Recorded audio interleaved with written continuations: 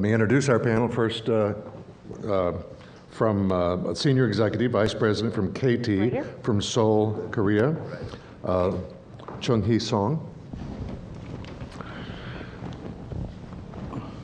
From Wired Magazine, author and journalist Andrew Bloom.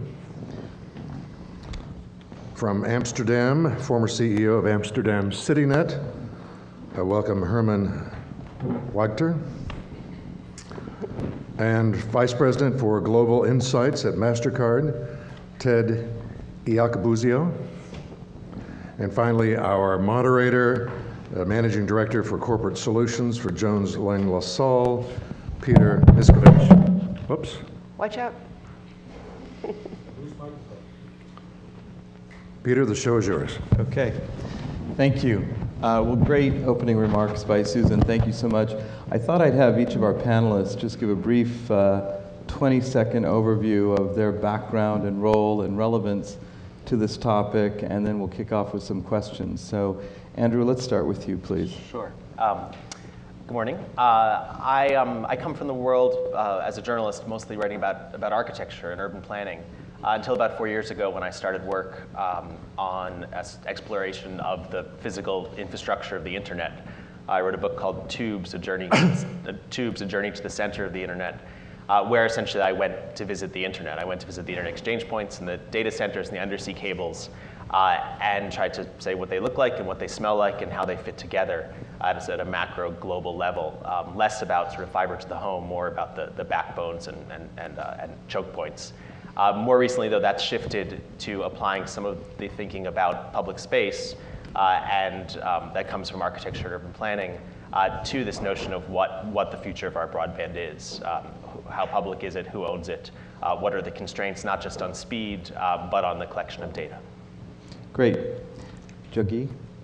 Hi, I'm Chung-hee Song, and my background composed of public sector and private sector as well. I started my work at Samsung Electronics for about 9 years, and then, after academic experience and some venture business, I went to government, central government, and also local government work at Seoul City, and then I'm right now working at KT, and platform and innovation job is my daily life. Thank you. Thank you. Ted? Ted Iacobuzio with Global Insights at MasterCard. Global Insights is a thought leadership shop at MasterCard. We do a lot of market research, white papers, and other forms of communication. Lately, if you're interested, the URL is insights.mastercard.com. All of our work is public domain. Lately, we've been talking a lot about mobile. You've all been hearing a lot about mobile payments. We believe that it's probably inevitable, but within that word inevitable, as you unfold it, are a number of steps. We're trying to parse that out right now in terms of the movement from an inert plastic card to a commutative wireless device that has a graphical visual user interface. That's a revolution in payments, and it will happen at various parts of the world in various times. And that's what our work has been focusing on for the past 3 years, and will continue, I think, for the 3 after that. Thank you. Herman? Herman Wagter from the Netherlands. I have my own business in consulting and program management on public-private partnerships. And one of the joys of my life has been to do so for the city of Amsterdam, where a scheme came up to upset the duopoly between cable and our incumbent, with the purpose to get fiber to the home moving, preferably first in Amsterdam. And together with a local billionaire who has a construction company and saw the same opportunity, we indeed managed to offset the balance and get things moving faster. Never fast enough as far as fiber deployment goes, but we had a wonderful time, during which all friends of fiber across the world, we started to communicating with on how it's done, what's really the issue, and what knowledge is to be gained, because we learned quickly that telecom is a war zone, and the first casualty of war is the truth. Well, thank you. Excellent. Well, let's kick things off with a bit of a debate. And I'd like to start with Susan. You describe the challenges, which I interpreted as governance challenges and investment challenges for the U.S. If you could unpack a bit, how do we address those challenges at the city level? And I'd love to hear from Young-hee and Herman on how has it worked in the Netherlands and South Korea in contrast to the middle of the pack, Johnny-come-lately USA not performing very well in this area. So can we begin our debate on that level? Well, I'm glad you've asked about cities because I've spent a lot of time at the federal level. I helped to run the FCC transaction between Bush and Obama, very involved in White House policy. And we federally can't do this right now. It's stuck. The incumbents have so much power. And the telecom incumbents, or the telecom and cable incumbents have essentially divided markets. So cable gets the wires, and Verizon and AT&T are focused almost entirely on wireless, and they are very comfortable with the status quo. They have a sort of peaceful life. So nothing will change on the federal level absent real leadership from the president or something very close to that. But cities can do a lot. Cities are sovereigns. So they have control over their rights of way. They can say, as a condition of getting access to my streets, you're going to create a wholesale fiber ring. And demand that of the telecom or the cable company. Or a competitor. They could bring in another actor and just require that this happen. And in several cities around the United States, mayors are really anxious to get this going. We've seen some networks built in Chattanooga and in Lafayette and small towns in North Carolina. Now with Provo, Utah and Austin, Texas, and what we're seeing in Kansas City, the whole thing is starting to emerge. Thanks to Google. Yes, and you don't really want Google to do this across the country because that's just swapping one monopoly for another provider. What you want to see is enlightened policy that is sparked by what Google does, but make sure that there's competition, which is going to drive down prices and ensure that everybody can participate. Jung-hee, how did this all come about in South Korea, and why have you and your telecom and your country, how have you taken such a leadership role? Well, because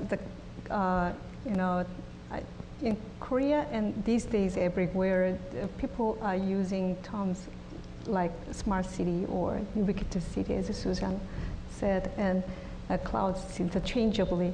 So I would like to stress out, emphasize what's the difference between these three terms first. And you can use it whatever you like, basically. But personal feeling is smart city is the most advanced term, and we are not reaching that level yet. And another 10 or 15 years, we're not going to reach that level, although we've been starting using that term for a long time. But ubiquitous city, and it was kind of started using widely when I was working with the Ministry of Information and Communication in Korea. It was 2003, and it's basically based on ubiquitous city. It's based on broadband convergence network. As Susan said, it's a very broadband fiber network infrastructure for the city. And we also planned for mobile infrastructure together with the fiber. But at the time, the mobile infrastructure was very expensive and technology was not that ripened for the data carry. So mostly it's a fiber readiness for the city and how to utilize all the facilities are connected, wired way, and then the operation centers governing all the city's activities in an efficient way.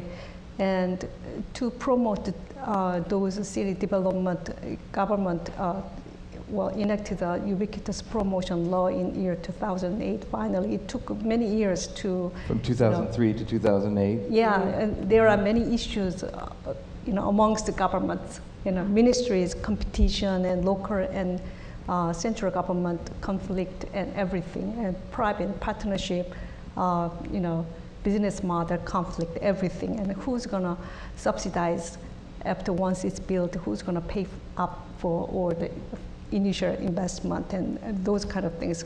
So without law, we've been deploying many ubiquitous cities here and there. And then when the law came out, and everything was in progress. So that's why, as Susan said, we have to do it first locally, and then government takes in and make it standardized and dry out or edges. It's a great example of regulatory compliance and then pervasive investment in South Korea. Right. So it's now almost 20 ubiquitous cities projects has been done or on the way right now.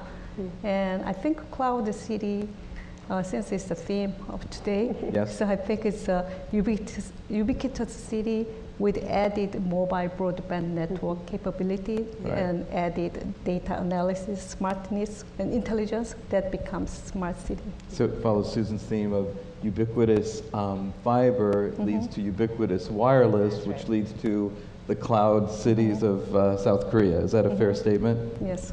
Yeah, excellent. Herman, what is your success in Amsterdam? And given Susan's comments that the EU is actually also very behind, what gave your city and the work you've done in Amsterdam such a leadership role?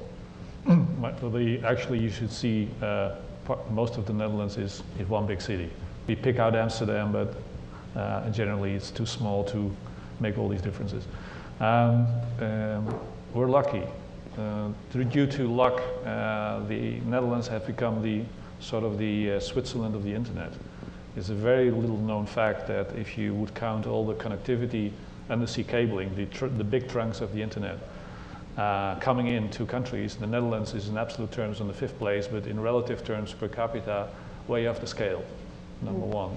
For instance, France and Germany cannot agree where to peer, which means interconnecting their networks, so they do it in Amsterdam. Which created a massive amount of jobs because companies were flocking in to this exchange, which gives you internet connectivity all over the world very cheaply. So at one point in time, the municipality started to realize that the importance of being on the forefront of deployment of fiber and everything else was necessary, and they needed to do something to kickstart that. So the luck of being in such a position gave way to, we need to do something, and then another piece of luck came in, so we were able to challenge or to upset the duopoly, so they started investing. And the next step is that our regulator saw an opportunity to say, okay, the incumbent wanted to buy all the new startups in fiber.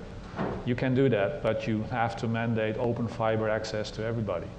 Regulated prices, which are nice for you to invest, but good enough for people to come on, which is quite unique in Europe, and which is accelerating now the deployment. The next step is, what you can do is particularly in any city can be done, is that in practical deployments, specifically in city centers or very urban areas, the friction costs are in the labor. Labor is 90% of the cost, but most of that cost is because we're not used to doing this. It's redoing the networks. It's landlords trying not to agree or to capture money.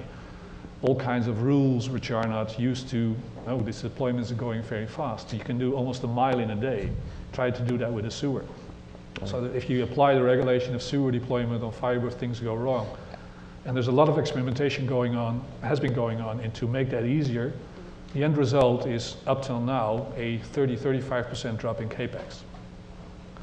And that is not something where any city pays for it. No, it's just getting rid of the waste, getting rid of the friction, getting rid of all these regulations not applied to this one-of-a-lifetime deployment. And there's a lot to be done. And the same can be said of Stockholm got lucky because at one point in time they were fed up with all this digging. Sweden was at the forefront of doing fiber. So they decided, okay, one dig, a big hole, and we put fiber in there, and anybody can rent any fiber they want.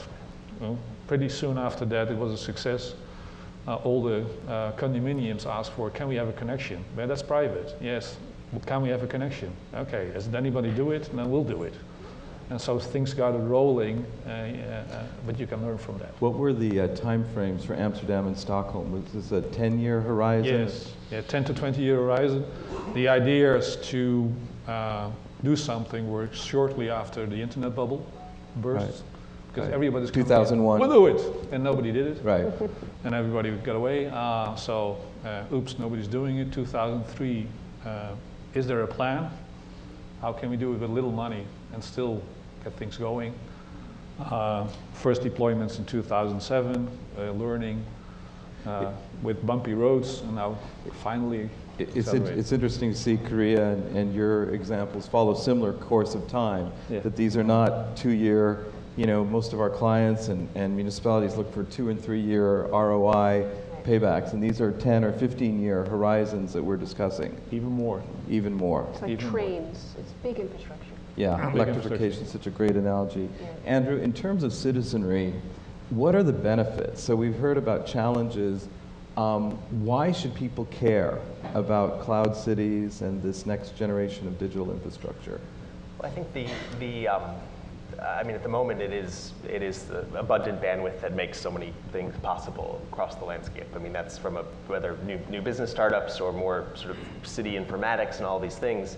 My greater concern, I think that the argument for the need for bandwidth is quite clear. My greater concern is the recognition of where this bandwidth comes from and who controls it, and really sort of coming to terms with the fact that the electricity analogy works to get us to the bandwidth, but it's a very different equation when you think of what Google knows, for example, of owning fiber to your home versus what Con Ed knows about how much power you use. Information is different in kind from electrons. And from a tracking perspective. We've seen the last couple of weeks that one of the real rules of thumb for the future of big information in every aspect of our lives we don't quite know where it's going to end up. We don't quite know where the information is going to end up. We don't quite know who's going to control it or how it's used. At the moment, we have very little transparency, whether that's government mandated in the case of the NSA conversation the last couple of weeks, or whether that's the explicit intent of the companies providing the services themselves to use the data of what websites we're visiting, et cetera, for their own purposes, which would seem fine, except again, it does seem as if information is different in kind, that there are consequences that we haven't yet begun to come to terms with of a world in which the single source into our home of all information is neither, at the moment it's neither public, transparent, nor fast.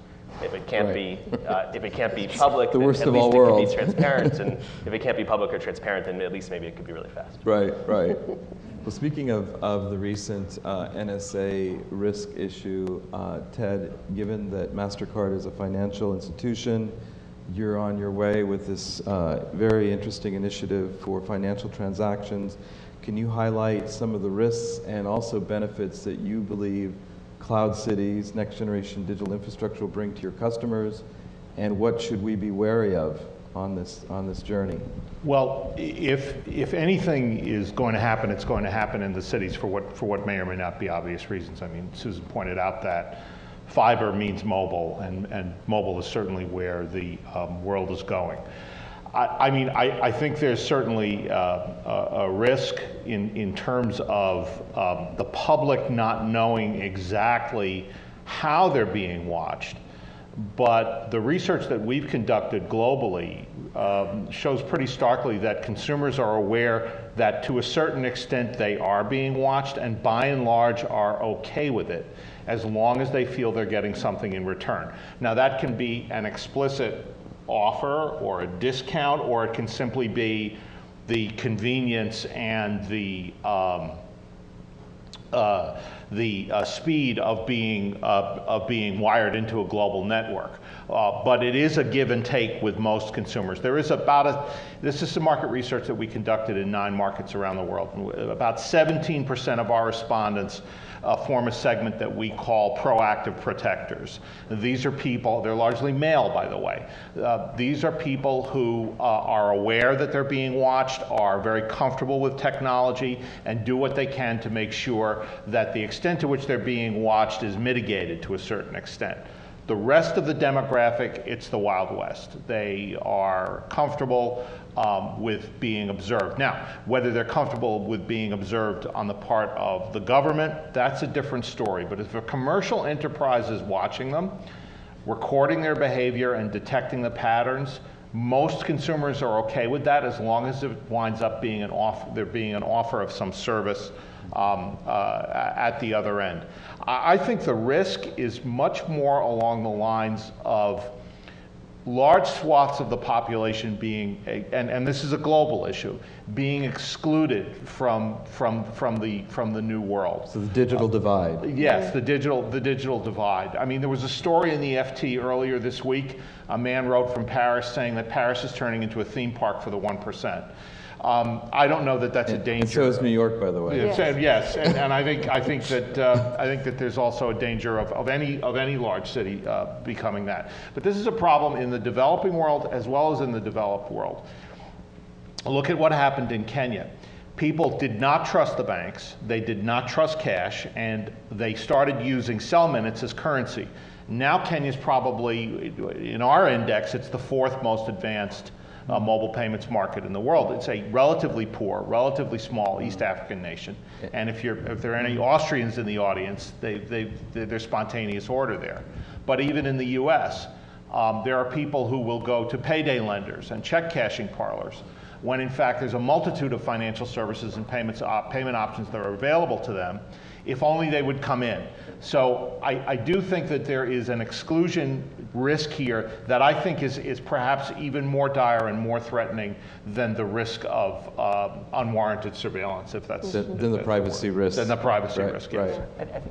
I mean, but in some ways they are joined together, because if you do have an infrastructure that is a broadband infrastructure that's primarily private, inherently that will serve the market that can pay for it most. I think that's a great risk that you point out. Yeah, I wrote a book called Captive Audience, which is all about this, the role of telecom monopolies in the new Gilded Age, which is where we are now in America.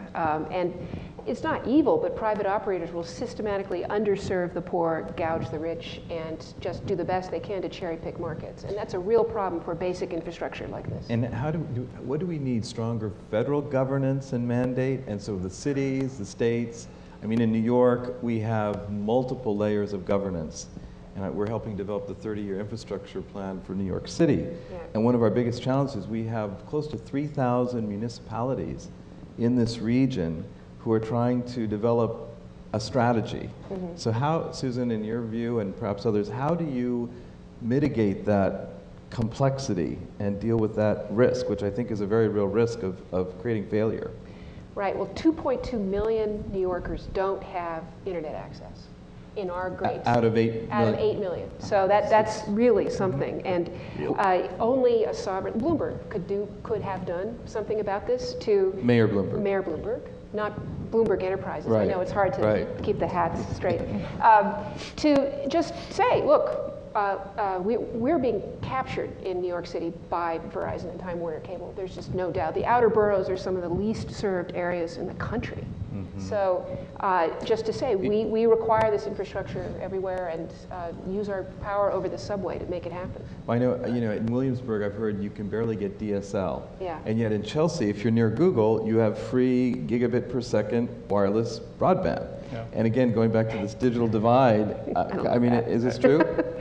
Well, I mean, but the Chelsea example is powerful because it is, it's Coca-Cola vending machines in schools. It's the same. It's this sort of same recognition that if we can get it any way we can, then this is fine for the future.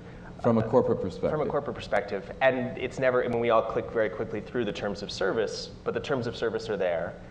And it's all very, I mean, the mission statement, again, is to use this information provided by free Wi-Fi. We're compliant in the conspiracy, is what you're saying. We are, pediatricians smoking cigarettes.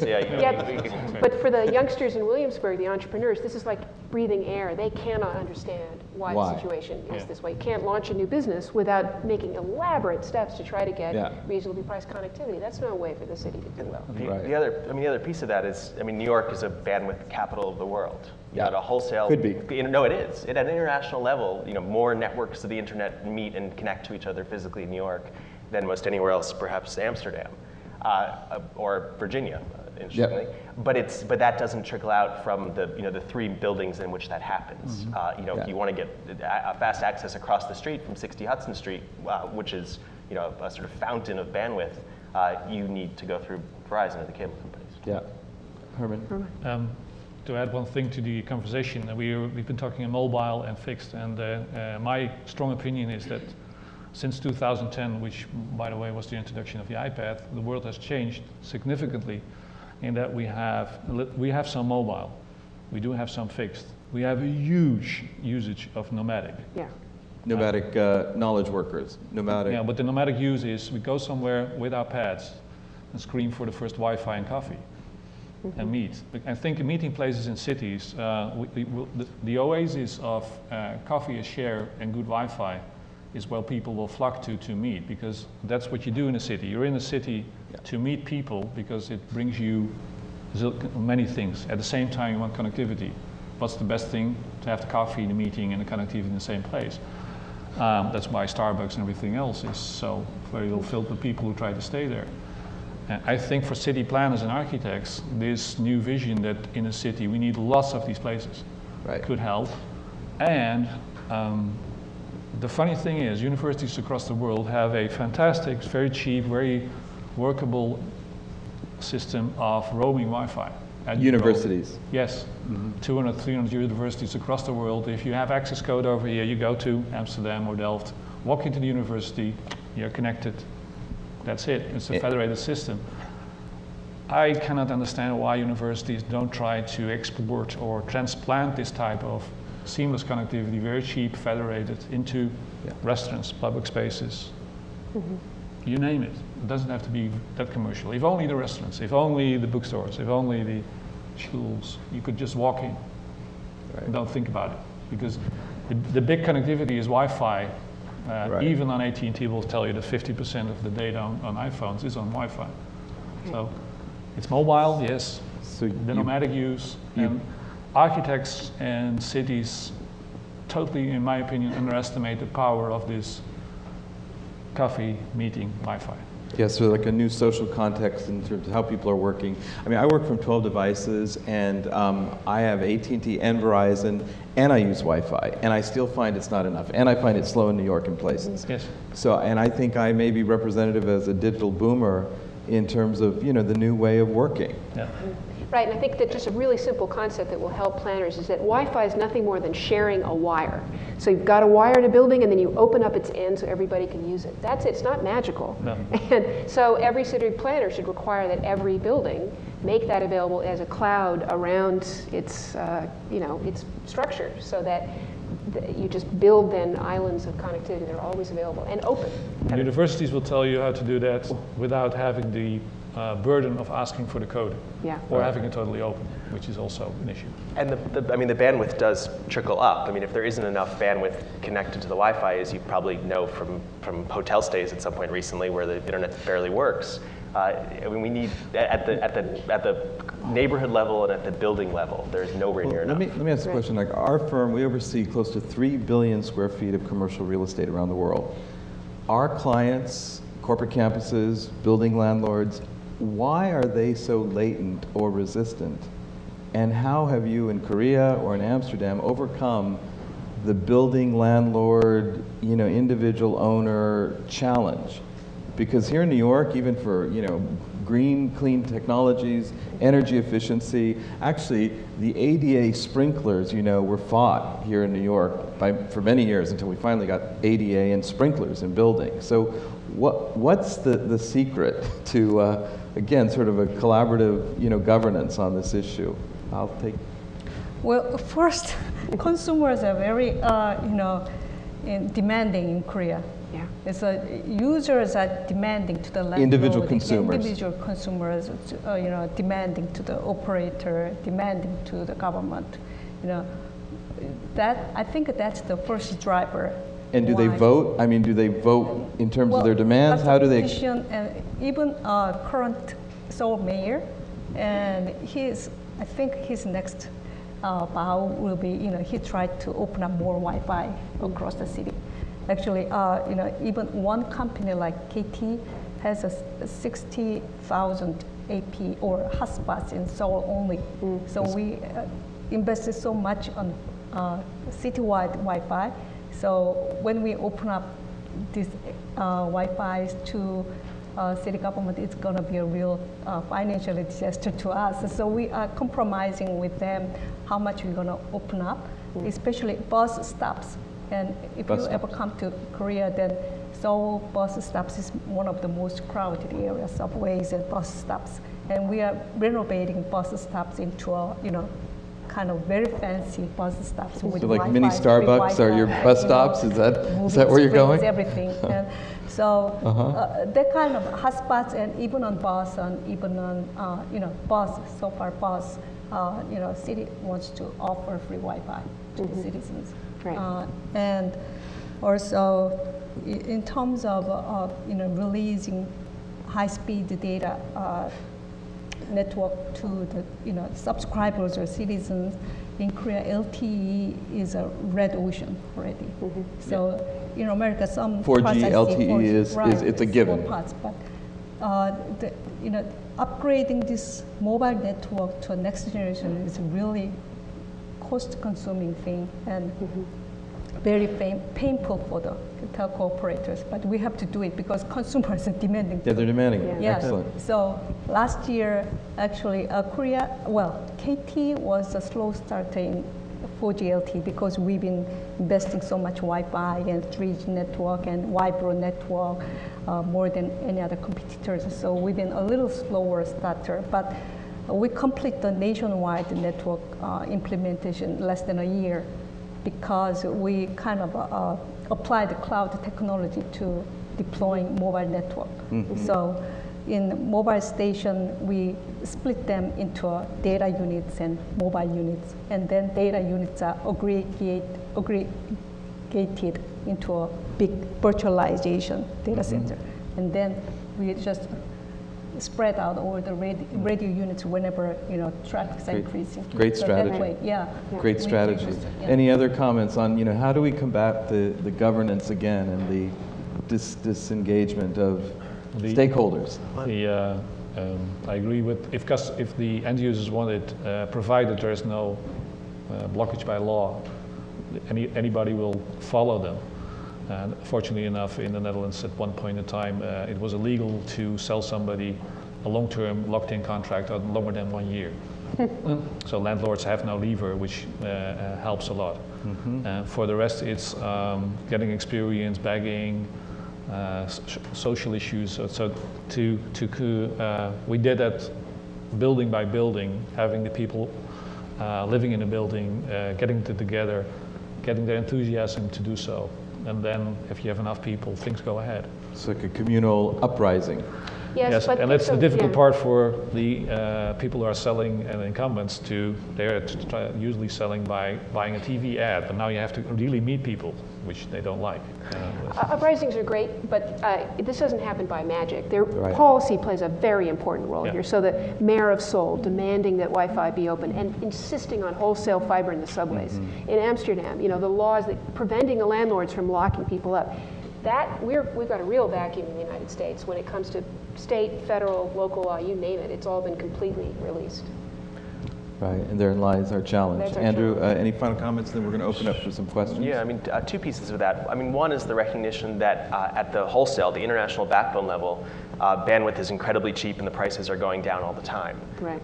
At the middle mile, to connect from the sort of centers of the internet out to people's to the sort of distribution depots at the neighborhood and city scale, it gets more expensive and there's less competition. And into people's homes, there's no competition, it's even more expensive. That last mile, that last Exactly. 20 feet. And so it's a bit of a, it's not as if, that competition piece is quite clear, as well as the consumer demand. I like to think of Starbucks in other terms, which is turning commodity coffee into something that costs $3.75.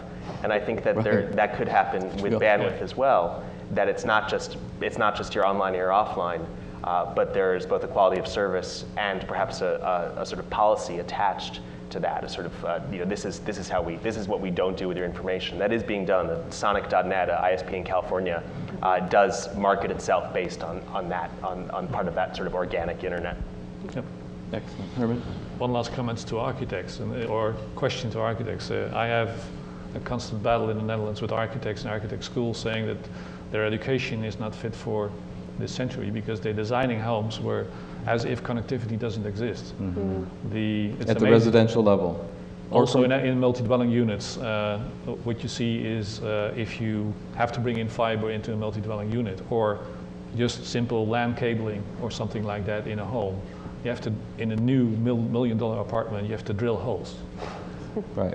And that's built yesterday. And retrofit. Retrofit. Right. And a newly built Right. home designed by architects of this age who probably work on an Apple. Something's wrong in the education. So we have an educational challenge as well here in terms Yes. of the design community and engineering community. Yes, very Yeah. much so. It's so expensive what's happened currently. One of the friction costs is that. No knowledge of, oh yes, the electricity is there, the phone is there, the TV is there. The Fiber. rest doesn't happen by magic. Right. Right. And Not so enough cheap forethought. if you do it upfront. Excellent. Let's open it up to the audience. We have any questions, if you can come to the microphone. Please identify yourself, state your name and organization, and speak clearly, please. Hi, my name is Kara Lindstrom. I'm from Drexel University in Philadelphia. The idea of the city as sovereign is sort of the angle I'm coming from. Philadelphia years ago attempted a municipal wireless Philadelphia. Failed miserably. Lovely experiment, I suppose. But one of the effects of that was there was some lobbyist activity that then put a regulation on the state level saying municipalities can't have their own wireless. So to what extent is something like that something we can overcome when you have these different levels of regulation in the US and the sovereignty is not necessarily something all municipalities have, and to that extent, how can cities regulate for things like Wi-Fi? I mean, with the electrification, there were different grids that were built by different people, so you can't really do a smart grid system because they don't necessarily mesh the same way. Is that what we're building towards with the sort of broadband attempt, or is it something where you say, hey, we're renovating our zoning code and we mandate that part of building new, A-class requires delivery of fiber? So I guess I'm talking about how do you regulate and how do you overcome existing regulations for cities? Terrific. I'm so glad you raised the example of these state laws. So 19 states in America make it either difficult or impossible for municipalities to do this for themselves. It's a sort of anti-federalism move, really removing the power of self-determination from cities, carried out very purposefully by AT&T, Time Warner Cable, and Comcast and others they don't want to disrupt the status quo. But let me tell you an optimistic story. Just 2 months ago, a similar bill was introduced in the Georgia House of Representatives that would make it illegal for a city to do anything if there was crappy wireless already in place in that city, like 3 megabits per second or more. And the city managers and the community got together and marched on the Georgia House, and that bill was defeated because cities understand that this is part of their role to serve their citizens, or at least they want to have the choice available to them to do this. So I'm optimistic that across the country we'll see some of these laws rolled back.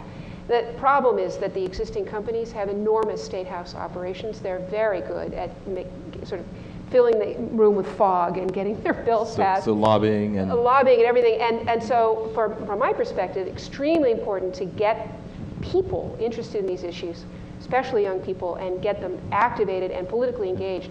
Every political debate should include the question, what are you doing about fiber? It's absolutely part mobilize the issue. Mobilize the issue has not yet happened yet, and there are a bunch of us who are committed to making it happen. So on the other side, so it went wrong in Philadelphia because they just were naive. They underpriced what it would cost to put enough boxes in to make the network work. We've gotten smarter since then, and we're going to see cities doing this much more successfully. MuniNetworks.org is a terrific site that tells you the stories of what's happening there. They're great leaders. And we have the benefit of the language of the internet, which is all about connecting networks and ensuring that computers that speak to each other do two simple things: chunk things into packets and use IP addresses. So interconnection is actually not only possible, but mandated in order for people to be working. Interoperability. Interoperability across different city networks is less of a problem than I think your question would suggest. Excellent. Any other thoughts, or should we go to the next question? You, sir? Yes, I'd like to pursue I'm Paul O'Connor from SOM. I'd like to pursue the idea of the electrification model. My understanding is that the incumbent carriers resist the extension into inner city and rural areas because they're looking for a 2-year, and they have regulated 2-year capital payback on capital investment. So would it be possible, do you think, to extend the earlier model of the rural electrification districts as a means of extending the capital payback time, or do you think that you have to set up entirely different localized mechanisms to manage the longer-term capital payback? As far as I can answer for what we've seen is the cooperatives which are familiar in the US for electrification. That model has been copied here and there to do so. In general, all efforts in the finance community are to find ways to get investment payback times, 10, 15 years, which are fitting to this kind of infrastructure investment, because most of it is labor and wires. The electronics, that's not the problem at all. Therefore, you need money that is with its feet in the ground and it stays there. In Europe, especially in the Netherlands, it's getting close to where pension funds can invest in passive infrastructure. To do so, cooperatives is the other perspective. Shareholders of incumbents and cable operators demand high returns. A 10-year investment program will diminish dividends or reduce dividends to zero for 10 years, so the CEO gets ousted.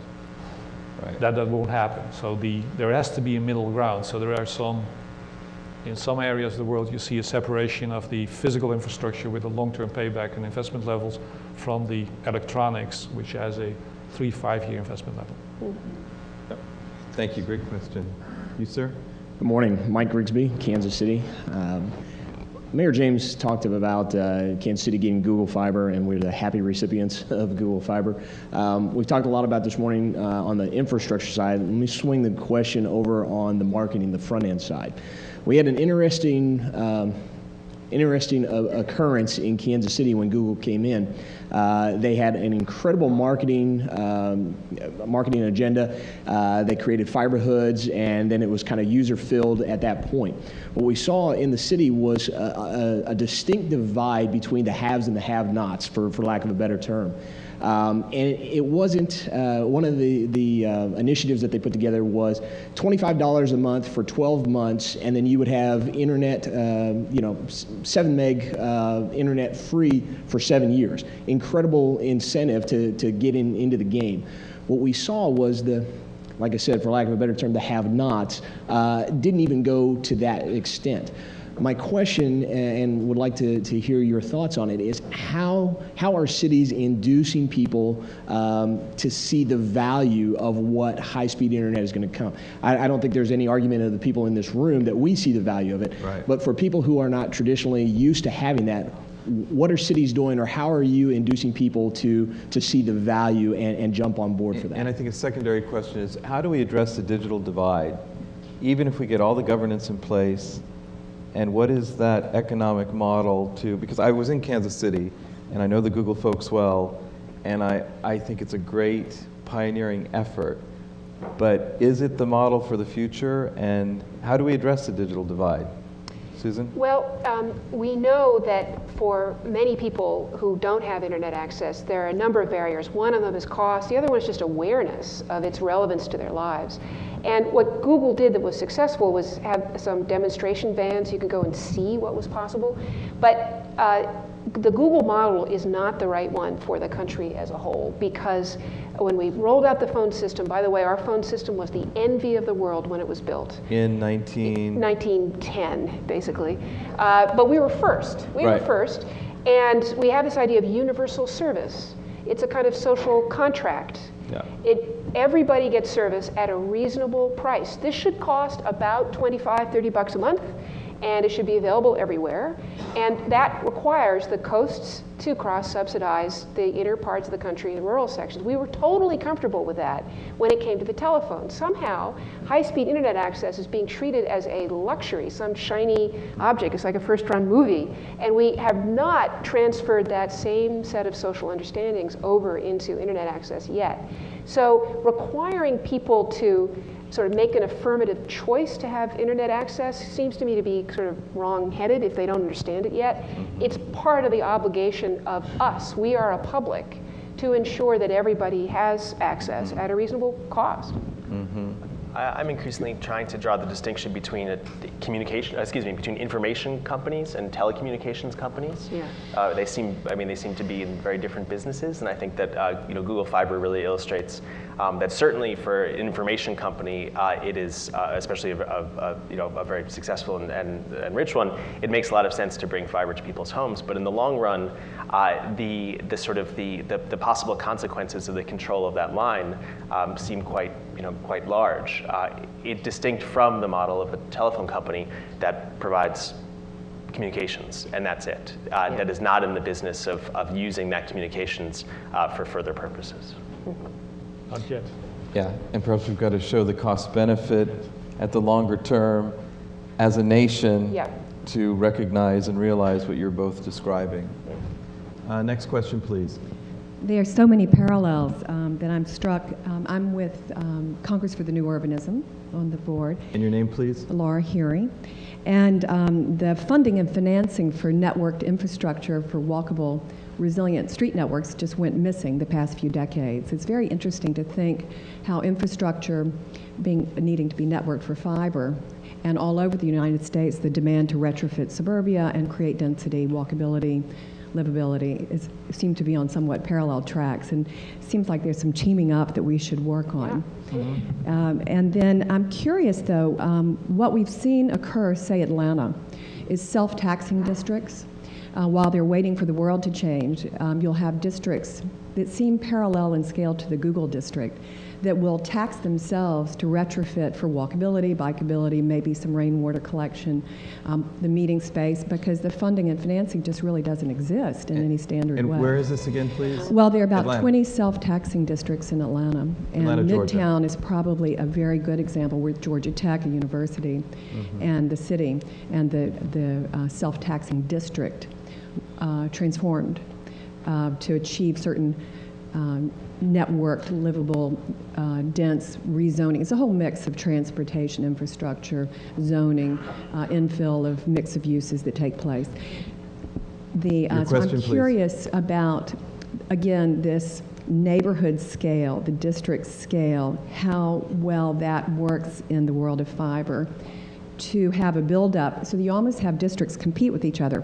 I've got fiber, I've got walkability, I've got transit, I've got mix of uses, I have livability in our district, where that's connected through a public-private partnership, a university, a hospital, the community benefits cuts across many, many sectors. So the scale of neighborhood, the scale of district, I'm really curious about, because we've seen traction and actually real change take place on that scale while we're waiting for the federal policy and state policies to change.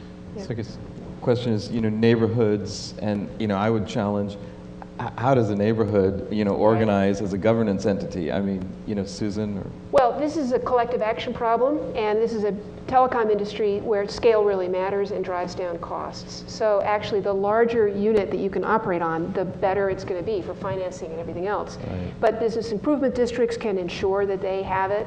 This doesn't solve the inequality issue at all, because the richer business improvement districts will just say, we get it and nobody else does. So there's a bunch of different mental frameworks here, but to think of this as a collective action problem that, unlike sustainability, has a huge set of incumbents on the other side. Who's against sustainability? Well, on the fiber world, it's World War III when it comes to the actual incumbents who are now selling expensive services. So and the private sector incumbents. Right, private sector incumbents, right. Right. And technically speaking, the neighborhood scale is perfect. I mean, that is exactly like how it's conceived of.